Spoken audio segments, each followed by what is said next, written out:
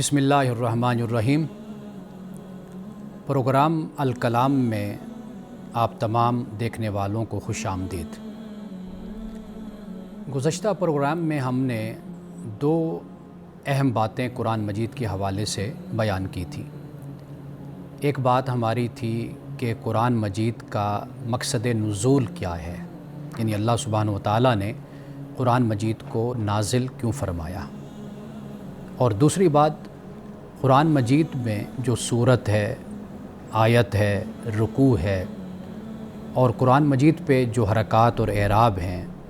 ان کی تاریخ کیا ہے، اس پہ ہم نے تفصیل سے بات کی تھی۔ آپ جانتے ہیں کہ جب ہم قرآن مجید کی تلاوت شروع کرتے ہیں تو سب سے پہلے ہم تعوذ پڑھتے ہیں، پھر اس کے بعد ہم تسمیہ پڑھتے ہیں، یعنی تعوذ اعوذ باللہ من الشیطان الرجیم بسم اللہ الرحمن الرحیم۔ تو آئیے سب سے پہلے ہم تعوذ پہ بات کرتے ہیں اور پھر اس کے بعد ہم تسمیہ پہ گفتگو کریں گے۔ تعوذ قرآن مجید میں ایک مقام پہ اللہ سبحانہ و تعالیٰ نے یہ فرمایا ہے کہ فَإِذَا قَرَأْتَ الْقُرْآنَ، کہ جب آپ قرآن پڑھیں تو فَاسْتَعِذْ بِاللَّهِ مِنَ الشَّيْطَانِ الرَّجِيمِ، تو اللہ سے شیطان مردود کی پناہ مانگا کریں،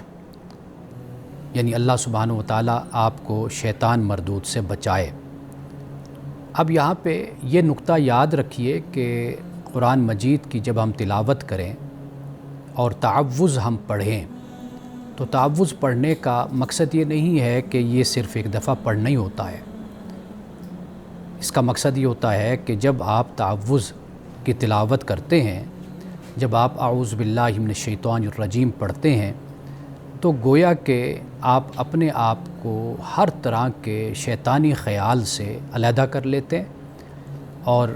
وہ تصورات، وہ نظریات، وہ خیالات کہ جو آپ کے اپنے پیدا کردہ ہوتے ہیں ان کو آپ چھوڑ دیتے ہیں اور پھر قرآن مجید کی تلاوت کرنا شروع کرتے ہیں۔ اب یہاں پہ ایک سوال بہت اہم ہے کہ شیطان کی بہت سی برائیاں ہیں، یعنی بہت سی بری صفات ہیں جو قرآن مجید نے بیان کی ہیں، لیکن یہاں پر اللہ سبحانہ و تعالیٰ نے شیطان کے ساتھ رجیم، یہ اس کی صفت یہاں پر لگائی ہے، یعنی استعمال ہوئی ہے۔ تو اس کی وجہ کیا ہے؟ قرآن مجید جب ہم پڑھتے ہیں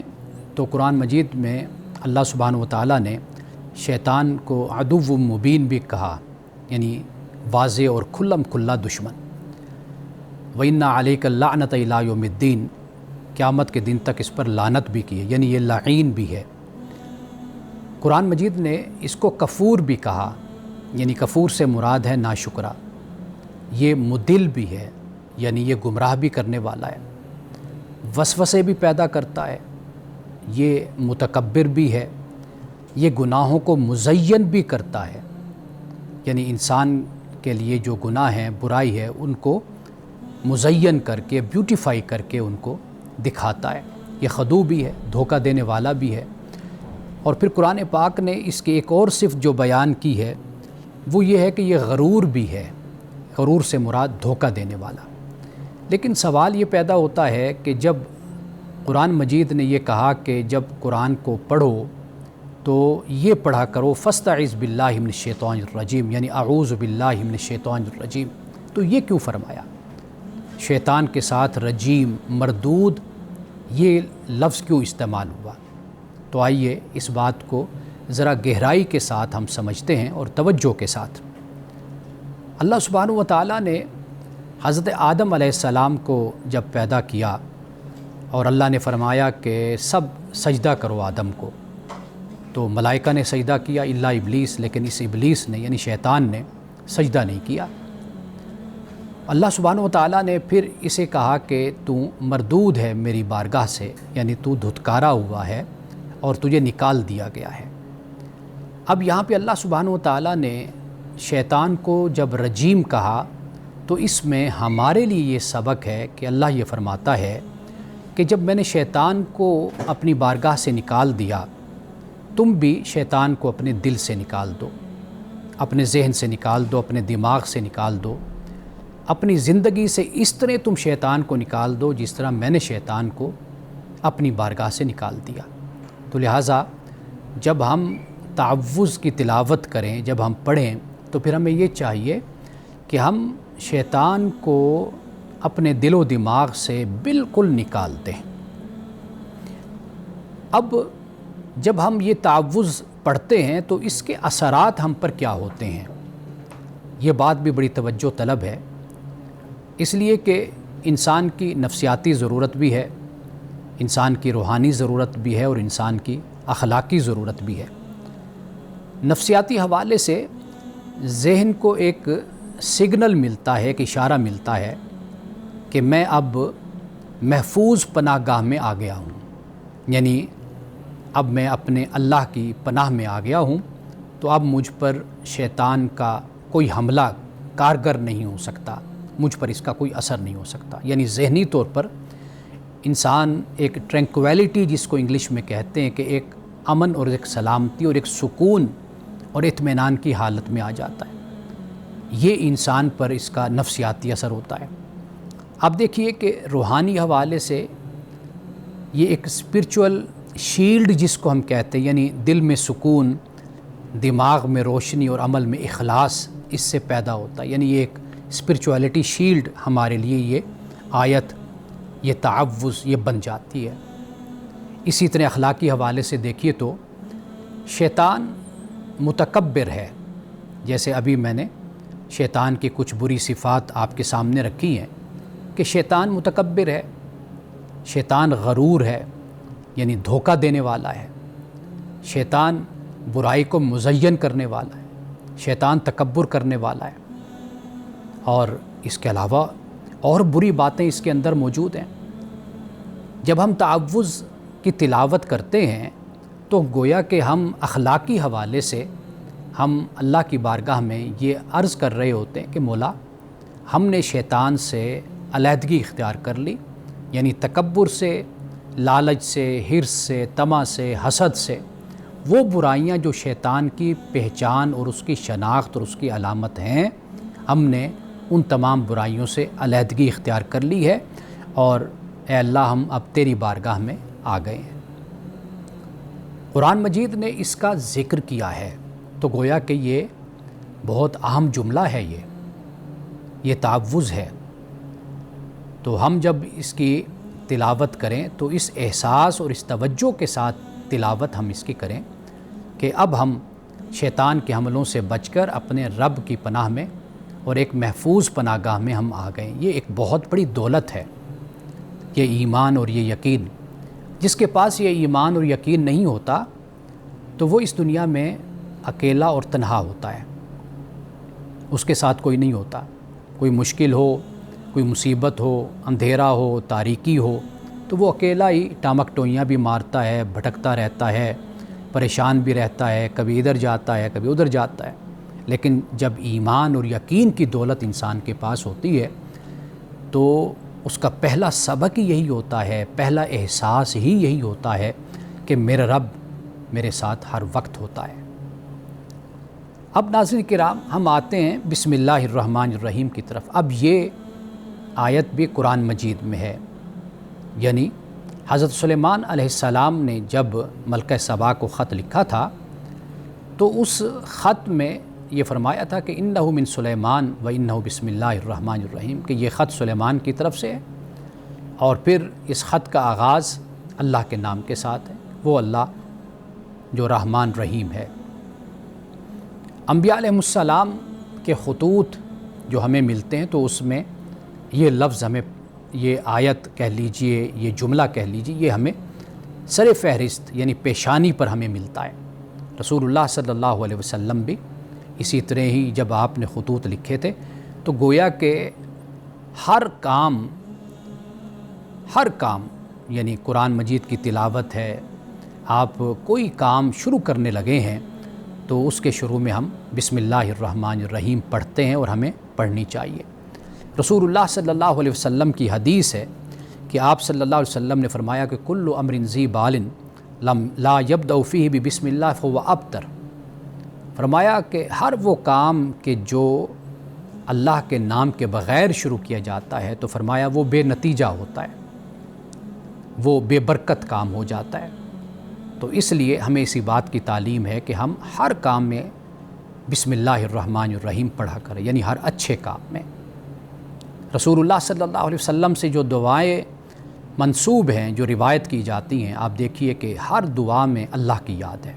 اللہ کا ذکر ہے۔ آپ سو کر اٹھے ہیں تو اللہ کو یاد کر رہے ہیں، سونے لگے ہیں تو اللہ کو یاد کر رہے ہیں، آپ جوتے پہننے لگے ہیں تو اللہ کو یاد کر رہے ہیں، آپ مسجد میں داخل ہو رہے ہیں اللہ کو یاد کر رہے ہیں، نکل رہے ہیں تو اللہ کو یاد کر رہے ہیں، آپ واش روم میں جا رہے ہیں تو اللہ کو یاد کر رہے ہیں، باہر آتے ہیں تو اللہ کا ذکر کرتے ہیں، کھانے سے پہلے اللہ کو یاد کر رہے ہیں، کھانے کے بعد اللہ کو یاد کر رہے ہیں، خوشی کے موقع پر اللہ کو یاد کر رہے ہیں، غمی اور دکھ کے موقع پر بھی اللہ کو یاد کر رہے ہیں۔ تو گویا ہر لمحے میں اللہ کو اپنے ساتھ رکھنا، اللہ کو یاد کرنا، ہم نہ بھی اس احساس میں ہو، خدا تو ہمارے ساتھ ہوتا ہی ہے، لیکن ایک مومن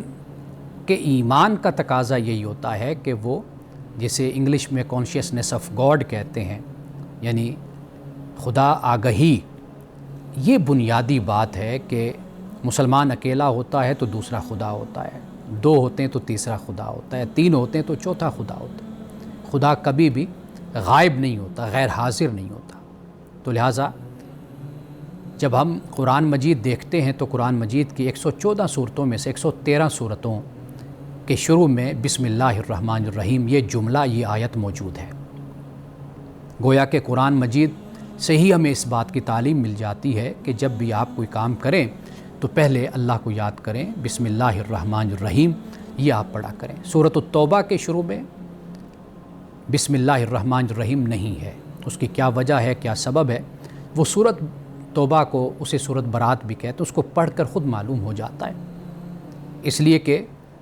اس صورت میں کفار و مشرکین کے لیے جو مہلت تھی، جو مدت تھی، وہ ختم ہو گئی۔ اب خدا کی طرف سے ان پر جو عذاب آنا تھا وہ اس کا بیان اس صورت میں ہے۔ تو لہٰذا جس صورت میں ایک بیان ہے عذاب کا، تو وہاں پر پھر بسم اللہ الرحمن الرحیم نہیں ہے۔ تو یہاں سے ایک بات تو سامنے آ جاتی ہے کہ 113 صورتوں کے شروع میں اللہ کی رحمانیت و رحیمیت کا ذکر ہے، ایک صورت میں نہیں ہے، یعنی اس کے شروع میں نہیں ہے۔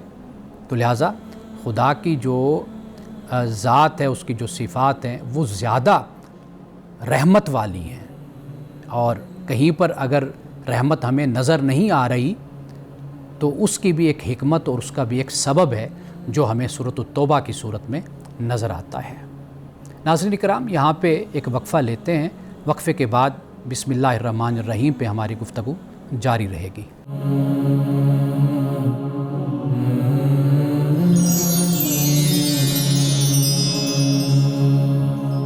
وقفے کے بعد دوبارہ حاضر خدمت ہیں۔ ہماری بات ہو رہی تھی تسمیہ پہ، یعنی بسم اللہ الرحمن الرحیم۔ اب یہ دیکھیے کہ اللہ سبحانہ و تعالیٰ نے ہمیں اس بات کی تاکید کی ہے کہ ہم تسمیہ پڑھا کریں ہر کام سے پہلے۔ اب اس میں اللہ نے اپنی دو صفات کا ذکر کیا ہے، ایک صفت ہے رحمان اور دوسری صفت ہے رحیم۔ اب سوال یہ پیدا ہوتا ہے کہ دونوں میں رحمت ہے، یعنی ان دونوں کا جو مادہ ہے وہ را ہا میم ہے، تو آخر ایک ہی مادہ کے دو لفظ، ایک ہی روٹ کے دو لفظ استعمال ہوئے، تو ان میں فرق کیا ہے؟ یہ بڑی بنیادی بات ہے، اس لیے کہ یاد رکھیے کہ قرآن مجید اسی طرح ہے جیسے یہ کائنات ہے۔ آپ کو اس کائنات میں ایک توازن نظر آتا ہے، ایک اعتدال نظر آتا ہے، ایک حسن نظر آتا ہے، ایک خوبصورتی آپ کو نظر آتی ہے۔ قرآن مجید نے جس کو تسویہ کہا، یعنی انسان کو پیدا کیا، اس کائنات کو بنایا، تو ایک عدل، ایک تسویہ اللہ نے اس میں پیدا کیا ہے۔ تو اسی طرح قرآن مجید میں جو لفظ بھی استعمال ہوا ہے وہ لفظ اپنی جگہ پر ایک حقیقت رکھتا ہے، اور جہاں پر استعمال ہوا ہے وہاں پر وہی لفظ بہترین لفظ ہے کہ جسے استعمال ہونا چاہیے تھا۔ اب یہاں پہ اللہ سبحانہ و تعالیٰ نے رحمان رحیم یہ دو اپنی صفات کا ذکر کیا ہے۔ ذرا اس پر ہم غور کرتے ہیں اور آپ دیکھیں گے کہ کیا اس میں مفاہیم اور معانی کے خزانے اس میں چھپے ہوئے ہیں، اور ہمارے ایمان کو بڑھانے کے یہ کیسے ذریعے ہیں، اسباب ہیں جو اللہ نے پیدا فرمائے ہیں۔ جب رحمان ہم دیکھتے ہیں تو یہ فعلان کے وزن پر ہے، اور اہل عرب اور جو عربی زبان کا ذوق رکھنے والے ہیں وہ جانتے ہیں کہ یہ لفظ اپنے اندر ایک شدت رکھتا ہے۔ جب اللہ تعالیٰ رحمان فرماتا ہے تو اس سے مراد کیا ہے؟ اس سے مراد یہ ہے کہ اس میں اللہ سبحانہ و تعالیٰ کی رحمت کی زیادتی ہے، اضافہ ہے۔ اور جب رحیم کا لفظ استعمال ہوتا ہے تو رحیم میں تسلسل، کنٹینیوٹی پائی جاتی ہے، یعنی رحمان اللہ سبحانہ و تعالیٰ کی ذات بہت زیادہ مہربان ہے، بہت زیادہ مہربان ہے، اور جب رحیم ہم کہتے ہیں تو تسلسل سے وہ مہربانی کرنے والا ہے، تسلسل سے رحم کرنے والا ہے، اس لیے کہ وہ اللہ ہے، وہ خالق کائنات ہے۔ اب تھوڑا سا ہم اپنے جذبات، اپنے احساسات کا اگر جائزہ لیں، آپ دیکھیے کہ ہماری جو رحمت ہے، ہماری جو محبت ہے، جو ہماری شفقت ہے، اس میں ایک تبدیلی آتی رہتی ہے۔ یعنی کبھی ایسا ہوتا ہے کہ ہماری رحمت اور محبت عروج پر ہوتی ہے، ہم کسی انسان پر مہربان ہوتے ہیں تو بہت زیادہ مہربان ہوتے ہیں، اور کبھی ایسا ہوتا ہے کہ ہم اس شخص کی طرف پلٹ کر بھی نہیں دیکھتے۔ یہ انسانی کمزوری ہے، یعنی ایک فلکچویلٹی جس کو کہا جاتا ہے وہ پیدا ہوتی رہتی ہے۔ دوسری طرف جب ہم رحیمیت کو دیکھتے ہیں اس میں تسلسل ہے۔ ہم اپنی محبت کو، رحمت کو دیکھیں تو ہماری جو محبت اور رحمت ہے اس میں ایسا ہوتا ہے کہ ایک شخص سے ہم محبت کرتے ہیں، اس پر رحمت کرتے ہیں، لیکن اس میں کوئی تسلسل نہیں ہوتا، یعنی ایک وقت میں بہت زیادہ مہربانی کرتے ہیں اور ایک وقت میں بالکل ہی مہربانی نہیں کرتے۔ لیکن اللہ سبحانہ و تعالیٰ رحمان رحیم ہے، یعنی ازل سے ابد تک وہ رحمان بھی ہے، وہ رحیم بھی ہے۔ یعنی اس کی رحمت جس طرح اول روز میں جوش مارتی تھی، اور سمندر رحمت و محبت جس طرح خدا کا اس وقت اپنے عروج پر تھا، اپنے کمال پر تھا، اسی طریقے سے وہ آج بھی اسی طرح اپنے عروج اور اپنے کمال پر ہے، اسی طرح جوش مار رہا ہے۔ اور پھر یہ ہے کہ ازل سے ابد تک اللہ تعالیٰ کی اس رحمت میں، اس محبت میں جو اس کی مخلوق کے لیے ہے، اس میں کوئی رکاوٹ بھی پیدا نہیں ہوئی۔ ایسا نہیں ہوا کہ کبھی اللہ سبحانہ و تعالیٰ نے رحمت کر دی ہو اور کبھی رحمت نہ کی ہو، یہ بھی نہیں ہے۔ تسلسل کے ساتھ خدا کی رحمت چل رہی ہے۔ ایک اور بات جو سب سے اہم بات ہے وہ یہ ہے کہ اللہ سبحانہ و تعالیٰ اپنی ساری مخلوق پر رحمت فرماتا ہے۔ اب خدا کی جو یہ رحمت ہے یہ رحمانیت کے تحت ہے، یعنی وہ اپنے بندوں میں کوئی فرق نہیں کرتا کہ یہ کون ہے، مسلمان ہے، غیر مسلم ہے، یہ کس رنگ سے، کس نسل سے، کس ذات سے تعلق رکھتا ہے، اس کو اس سے بھی غرض نہیں ہے۔ وہ بے پرواہ ہے کہ کون سا بندہ میری فرمانبرداری کر رہا ہے، کون سا بندہ میری نافرمانی کر رہا ہے، کون مجھے مانتا ہے، کون مجھے نہیں مانتا، وہ سب کو عطا کرتا ہے اس صفت رحمانیت کے تحت۔ یعنی آپ دیکھیے جب ہم صبح اٹھتے ہیں تو سورج نکل رہا ہے، کتنا خوبصورت ماحول ہوتا ہے، آسمان کی طرف ہم دیکھیں اور باغوں میں جائیں دیکھیں کس طرح پرندے چہک رہے ہوتے ہیں، اور یہ جو ماحول آپ کو نظر آتا ہے اس سے سارے استفادہ کرتے ہیں، زمین سے استفادہ کر رہے ہیں، آسمان سے کر رہے ہیں، خزانوں سے کر رہے ہیں۔ اللہ نے اس میں کوئی فرق نہیں رکھا۔ بارش برستی ہے تو یہ دیکھ کر نہیں برستی کہ یہ زمین ماننے والے کی ہے خدا کو یا نہ ماننے والے کی زمین ہے، تو یہ رحمانیت ہے۔ رحیمیت یہ پھر خاص تعلق اللہ کا اپنے بندوں کے ساتھ ہوتا ہے، یعنی رحیمیت جیسے مفسرین کرام نے کہا کہ رحمانیت کا تعلق دنیا کے ساتھ ہو جاتا ہے، رحیمیت کا آخرت کے ساتھ ہو جاتا ہے، یا ہم اس کو اس معنی میں لے سکتے ہیں کہ رحیمیت کا تعلق اللہ کا اپنے بندوں کے ساتھ ہو جاتا ہے، یعنی ان کو معاف کرتا ہے، ان کو بخش دیتا ہے، اور وہ خدا کی طرف متوجہ ہوتے ہیں۔ تو یہ خاص تعلق رحیمیت کا یہ اللہ کا اپنے بندوں کے ساتھ ہوتا ہے۔ یہاں پہ میں ناظرین کرام یہ بھی عرض کرتا چلوں کہ قرآن مجید ہمیں یہ بتاتا ہے کہ یہ جو رحیم صفت ہے یہ قرآن مجید نے رسول اللہ صلی اللہ علیہ وسلم کے لیے بھی بیان کی ہے، اور وہاں پر بھی اسی بات کو بیان کیا کہ بالمؤمنین رؤوف الرحیم، کہ مومنین کے ساتھ تو خاص تعلق ہے رسول اللہ صلی اللہ علیہ وسلم کا۔ ویسے تو عزیز علیہ ما عنتم ہے، حریص علیکم، یعنی مشقت تم پر آتی ہے، بے چینی پیغمبر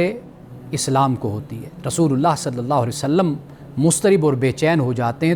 حالانکہ وہ بوجھ، وہ پریشانی تم پر آئی ہے، وہ تم سے محبت کرتے ہیں، لیکن فرمایا مومنین کے ساتھ خاص تعلق ہے، ان کے لیے رؤوف الرحیم ہے۔ اب یہ جو رؤوف ہے یہ رحیم ہے۔ رؤوف در حقیقت جو نقصان ہوتا ہے، شر ہوتا ہے، اس کو دور کرنے والی جو ہستی ہوتی ہے، ذات، شخصیت، اس کو رؤوف کہتے ہیں، اور وہ شخصیت کے جو نفع دینے والی ہے، فائدہ دینے والی ہے، اس کو رحیم کہتے ہیں۔ تو رسول اللہ صلی اللہ علیہ وسلم کی صفت بھی رحیم ہے، یعنی آپ مومنین سے خاص طور پر محبت کرنے والے ہیں، اور مومنین پر آپ خاص طور پر رحیم ہیں۔ ویسے تو قرآن نے بیان کیا وما ارسلناک الا رحمۃ للعالمین، کہ نبی صلی اللہ علیہ وسلم ہم نے آپ کو نہیں بھیجا مگر تمام اقوام عالم کے لیے رحمت بنا کر بھیجا ہے۔ تو ہیں تو آپ سب کے لیے رحمت، جو دین لے کر آئے، جو آپ کو اللہ نے اخلاق سے نوازا، جو کردار آپ کا تھا وہ تو سب کے لیے تھا، لیکن رحیم کی بات جب کی تو یہ خاص طور پر مومنین کے ساتھ ایک تعلق ہو جاتا ہے۔ تو قرآن مجید نے بسم اللہ الرحمن الرحیم یعنی ہر صورت کے شروع میں یہ آیا، تو یہ آپ یوں کہہ لیجئے کہ یہ ایک first impression is the last impression جس کو کہا جاتا ہے، ایک سافٹ، ایک امیج کہہ لیجئے اللہ سبحانہ و تعالیٰ کی۔ اور بھی بڑی صفات ہیں، یہاں پر آیت کا آغاز جبار سے بھی ہو سکتا تھا، متکبر سے بھی ہو سکتا تھا۔ اللہ سبحانہ و تعالیٰ منتقم بھی ہیں، سزا دینے والے بھی ہیں، اس سے بھی آغاز ہو سکتا تھا، لیکن اللہ نے آغاز قرآن مجید کا اپنی صفت رحمانیت و رحیمیت سے کیا، تاکہ بندوں میں محبت پیدا ہو، بندوں میں توجہ ہو، وہ اللہ کے کلام کی طرف، قرآن کی طرف آئیں۔ اللہ سے ان کا تعلق خوف کا نہیں بلکہ محبت کا اور شفقت کا اور رحمت کا تعلق خدا کی ذات سے ان کا قائم ہو۔ ناظرین کرام، یہاں پہ ہم وقفہ لیتے ہیں، اس کے بعد جو ہمارے پاس آپ کے سوالات ہیں ان کے جوابات پہ ہم بات کریں گے۔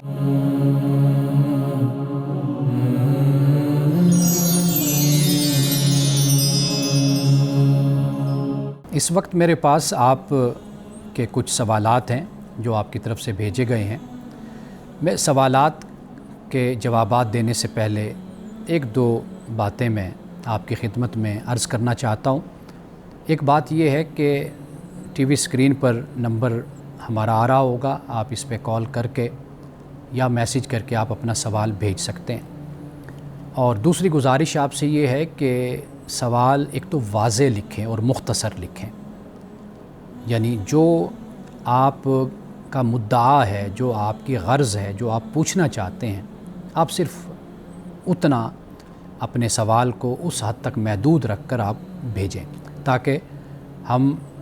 آپ کے مدعا تک پہنچ کر صحیح جو اس کا حل ہے، اس مسئلے کا، اس کے سوال کا جو جواب ہے وہ ہم آپ کو بتا سکیں۔ تیسری بات یہ ہے کہ سوالات بہرحال سوالات ہی ہوتے ہیں، تو بہت سے لوگ اس پر بھی معترض ہوتے ہیں، اعتراض کرتے ہیں کہ یہ کیسا سوال ہوا۔ تو سوال بہرحال سوال ہوتا ہے، تو اس لیے ہمارے پاس جو بھی سوال آئے گا وہ بے شک ایک جو صاحب علم ہوتا ہے اس کے لیے وہ سوال کوئی اہمیت نہیں رکھتا، وہ کہتا ہے کہ یہ کیا بات ہے جو پوچھی جا رہی ہے۔ تو میں اپنی ذات کی حد تک کبھی بھی اس سے اعراض نہیں برتتا۔ میرے پاس جو بھی سوال آئے، میں یہ سمجھتا ہوں پوچھنے والا جو سوال پوچھ رہا ہے اس کے ذہن میں واقعی اس کی کوئی بڑی اہمیت ہوگی یا کوئی اس کو یہ مسئلہ پیش ہوگا تو وہ پوچھ رہا ہے۔ تو سوال جیسا بھی ہو بہرحال آپ مختصر بھیجیں اور اپنے مدعا کے ساتھ اس کو بھیجیں۔ ایک سوال یہ ہے کہ ایک عورت جس کی اپنے شوہر سے طلاق ہو چکی ہے، کیا وہ جب فوت ہوتی ہے اس کی قبر اس کے سابقہ شوہر کے قریب یا ساتھ بنائی جا سکتی ہے؟ یعنی مثال کے طور پر زندگی میں تو طلاق ہو گئی، خامند فوت ہو گیا، اس کو قبرستان میں دفن کر دیا گیا، اور پھر کسی وقت اس کی جو متعلقہ بیوی تھی وہ بھی وفات پا جاتی ہے، تو کئی دفعہ آپس میں رشتہ داری ہوتی ہے، کزن ہوتے ہیں یا کوئی اور تعلق ہوتا ہے جس کی وجہ سے وہ ایک ہی احاطہ قبروں کا بنایا جاتا ہے۔ تو اب پوچھنے والے نے یہ سوال پوچھا ہے کہ کیا اس متعلقہ کو اس شوہر کے ساتھ یعنی اسی جگہ پر ساتھ دفن کیا جا سکتا ہے؟ تو بالکل دفن کیا جا سکتا ہے، اس پر کوئی بھی اعتراض نہیں ہے۔ اصل جو معاملہ ہوتا ہے وہ یہ ہے کہ جو زندگی میں قرآن مجید نے جو احکام بیان کیے ہیں، یعنی بحیثیت مسلمان اور مومن، اور جب ہم اپنی ازدواجی زندگی کا آغاز کرتے ہیں یا اس کا اختتام کر دیتے ہیں، وہ جو احکام اللہ نے ہمیں دیے ہیں ہم اس کے پابند ہیں۔ جب دنیا سے چلے جاتے ہیں تو پھر ایسا کوئی معاملہ نہیں ہوتا، ان احکام کا جو اطلاق ہے وہ پھر ہم پر کوئی نہیں ہوتا۔ تو لہٰذا اگر ایسا ہو جاتا ہے کہ مرد ہے وہ پہلے مر گیا تو اس کے ساتھ اس کی سابقہ بیوی کی قبر بن گئی، یا بیوی پہلے مر گئی سابقہ اور سابق جو خامند ہے اس کی بعد میں وفات ہوتی ہے تو وہاں پر اس کی قبر بنا دی جاتی ہے، تو بنائی جا سکتی ہے۔ تو اس میں کوئی شرعی طور پر دینی حوالے سے کوئی قباحت نہیں ہے، نہ کوئی ممانعت ہے۔ دوسرا سوال یہ ہے کہ اب آپ ناظرین کرام دیکھیے کہ یہ سوال بہت سے یعنی آسان سے بھی ہیں سوال اور بڑے عجیب سے سوال ہیں، لیکن جس نے بھیجا ہے اس کے ذہن میں بہرحال ایک خلفشاری جس کو کہا جاتا ہے، ایک کنفیوژن کہہ لیجیے، ایک انتشار، وہ تو ہے نا، تو اس نے اسی لیے تو بھیجا ہے اپنا یہ سوال۔ دوسرا سوال یہ ہے کہ جب دعا کی جاتی ہے مرحومین کے نام لیے جاتے ہیں، تو کیا عورت کی بخشش کے لیے اس کا نام لیا جا سکتا ہے کہ اس کے شوہر کے نام کے ساتھ، یا جیسے سب کے نام لیے جاتے ہیں؟ یہ سوال جینون ایک سوال ہے، یہ میرے پاس ذاتی طور پر یہ بھیجا گیا ہے۔ وہ اس طرح ہوتا ہے کہ مثال کے طور پر جیسے پہلے میں نے ذکر کیا کہ طلاق ہو گئی، اب وفات ہو گئی، اب جب دعا کی جاتی ہے، جیسے ہمارے ہاں ایک رسم ہے کہ بیٹھ کر سارے قرآن مجید کی تلاوت کرتے ہیں پھر دعا کرتے ہیں، یہ فی الحال ہمارا موضوع نہیں ہے کہ آیا کہ یہ کیا اس کی صورت ہے، یہ جائز ہے یا جائز نہیں ہے، یہ ہمارے ہاں کیوں مروج ہے بر صغیر میں، باقی دنیا میں کہیں پر آپ کو اس طرح نظر نہیں آتی یہ بات۔ تو لیکن بہرحال یہ ایک سوال ہے، وہ یہ ہوتا ہے کہ جب دعا کی جاتی ہے، اب دونوں دنیا میں تو میاں بیوی نہیں رہے، لیکن جب دنیا سے چلے گئے، اب جب کوئی دعا کرنے والا دعا کرے گا، نام لیتا ہے، تو وہ نام میں مرحوم کا نام لے گا تو پھر وہ مرحومہ کا بھی نام لیتا ہے۔ تو آیا کہ ان دونوں کے جو نام ہیں اکٹھے لیے جا سکتے ہیں، تو یہ اس میں کوئی حرج نہیں ہے۔ آپ 10,000 نام لے لیں، آپ میاں بیوی ہوں یا نہ ہوں، آپ دعا میں سب کے نام لے سکتے ہیں۔ ویسے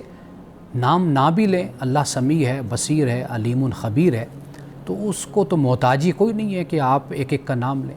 آپ سب کے لیے مشترکہ بھی دعا کرتے ہیں، جیسے آپ نماز پڑھتے ہیں، نماز کے بعد آپ اپنے رشتہ داروں کے لیے، اپنے والدین کے لیے یا اپنے مسلمانوں کے لیے، انسانیت کے لیے آپ دعا کرتے ہیں، تو اللہ سبحانہ و تعالیٰ اس کا تو محتاج نہیں ہے کہ بھئی آپ نام لیں گے تبھی اللہ آپ کی دعا کو قبول کرے گا۔ تو آگے انشاءاللہ ہم سوالات کا سلسلہ جاری رکھتے ہیں، تو یہاں پہ ایک مختصر سا وقفہ۔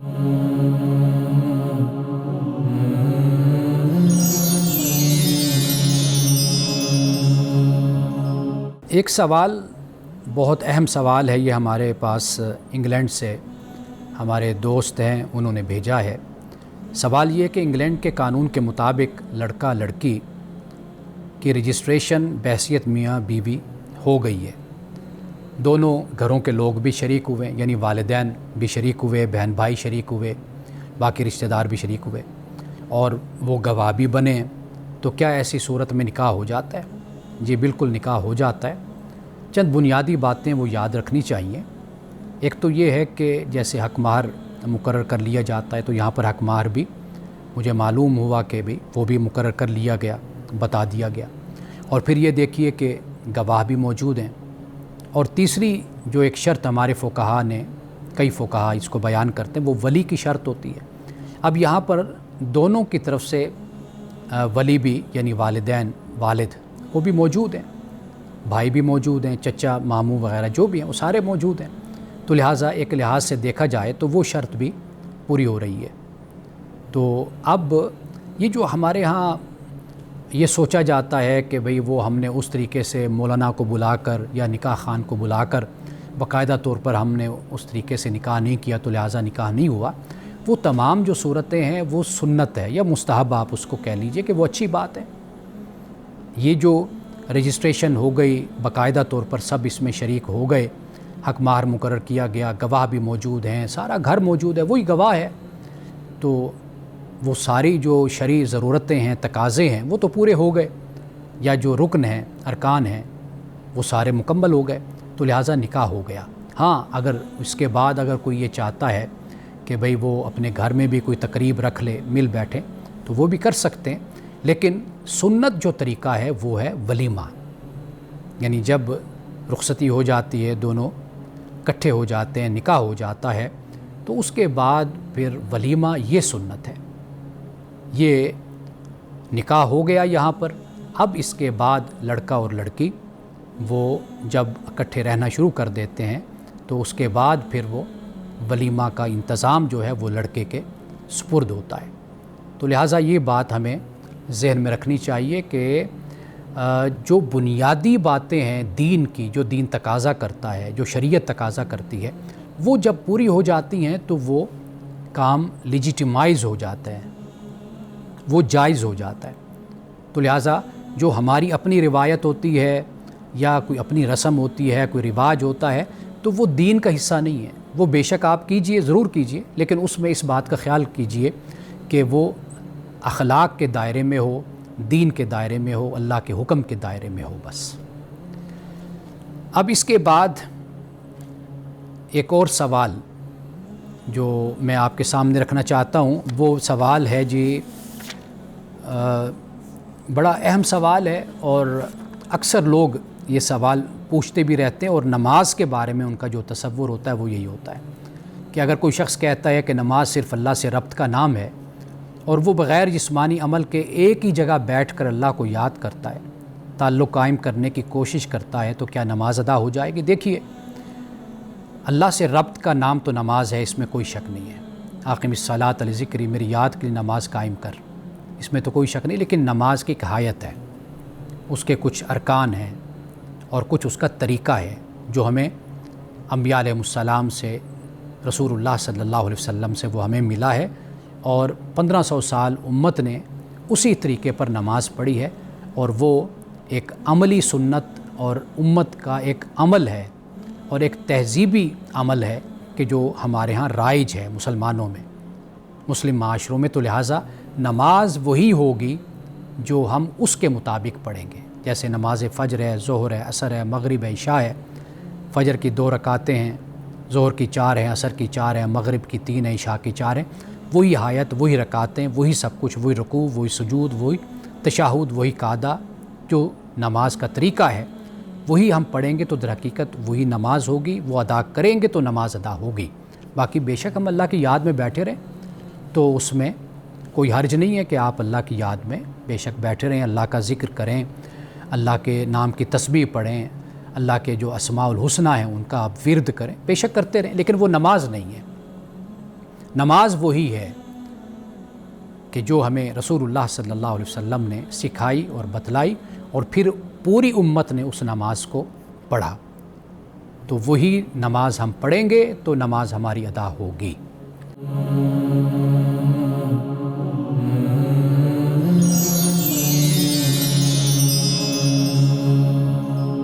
حکمت کی بات، یعنی رسول اللہ صلی اللہ علیہ وسلم کی حدیث جو مسند احمد میں بیان کی گئی ہے،